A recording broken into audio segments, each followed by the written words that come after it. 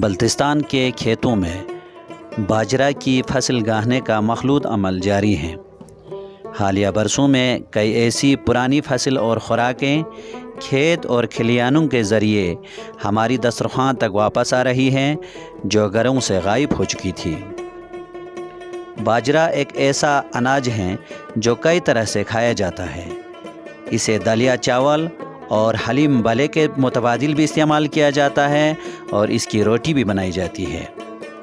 سردیوں میں گھر والوں کے ساتھ محفل ہو، روایتی موسمی تہوار ہو یا ہم عمر افراد کی بیٹھک، باجرہ ہر موقع پر یوں فٹ ہوتی ہے گویا بنی ہی خاص ایونٹ کے لیے ہو۔